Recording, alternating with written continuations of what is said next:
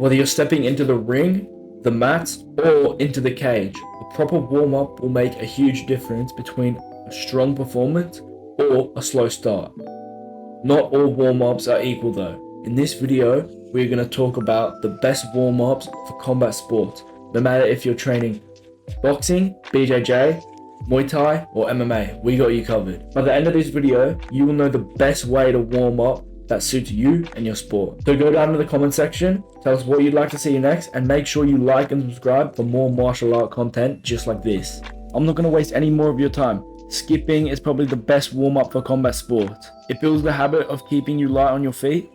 It's really good conditioning and it strengthens your calves. Really good source of cardio, but it's best if you pair it with others like running, like skipping and running, or skipping and assault bike, or like skipping and another source of cardio, because it's a good source of cardio, but it's not really a good source of cardio when it's alone. It also helps with timing. You can also use skipping as a warm-up no matter what martial art it is. So you can use skipping for taekwondo, boxing, Muay Thai, like any martial art.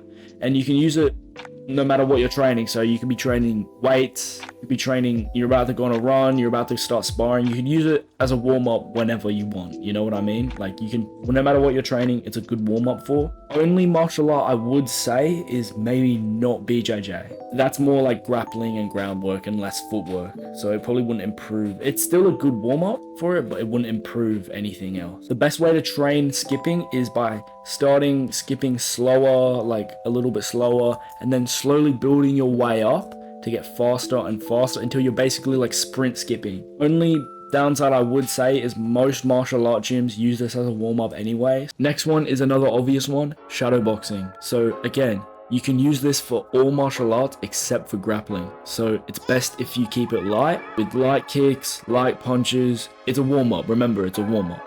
Essentially, what you want to do is engage the muscles by mimicking an actual fight scenario while staying super loose, super relaxed.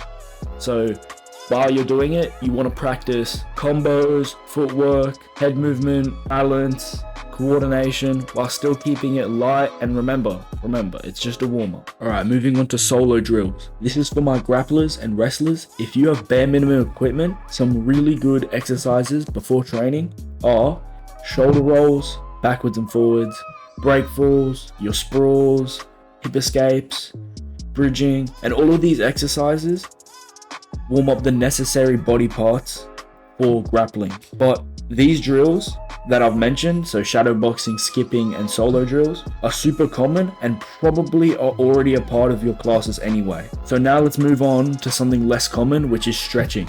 Stretching is super important for martial arts. It has a whole heap of benefits like range of motion, loosening joints, reducing muscle tightness, and the list goes on and on. If you want to do your own research on the benefits of stretching, literally like look up right now benefits of stretching. It will go on and on. There are millions of benefits of stretching, but the main benefits for fighting is higher kicks, preventing injuries, and for grapplers, flexibility leads to more powerful throws. With all this being said, I'll give you a few stretches for martial arts. Arm circles. These basically loosen your shoulders and your arms and your chest. Leg swings. Improves kicking range and shooting for takedowns. Hip circles. Improves hip mobility, which is really useful for striking and grappling alike.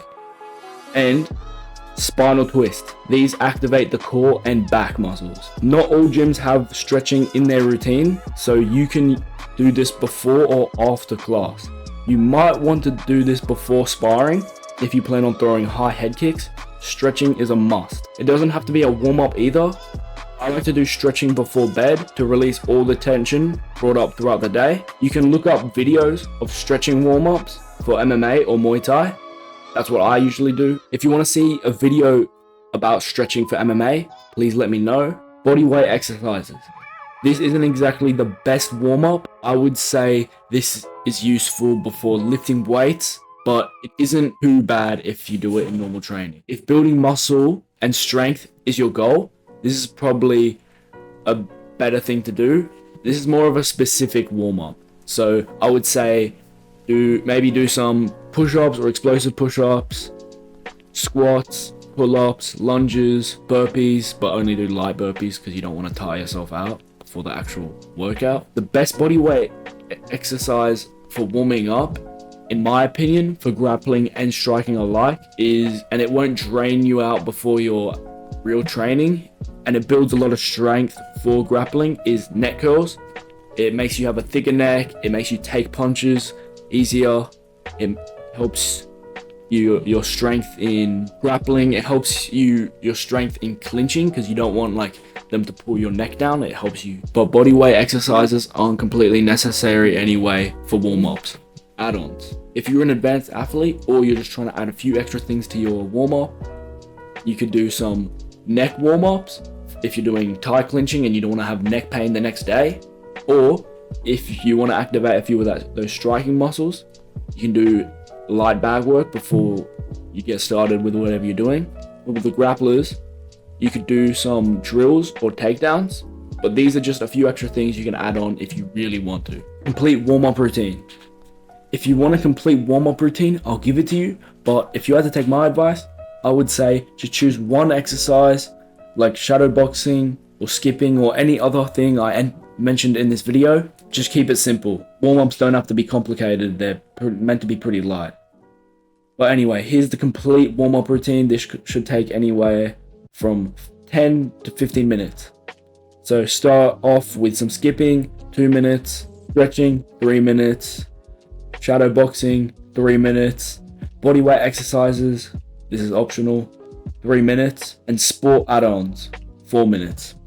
So if you want to see the full thing, it's up on screen now, but this warm-up should literally prepare you for everything: training, weights, about to go on a run, about to do a fight, like anything.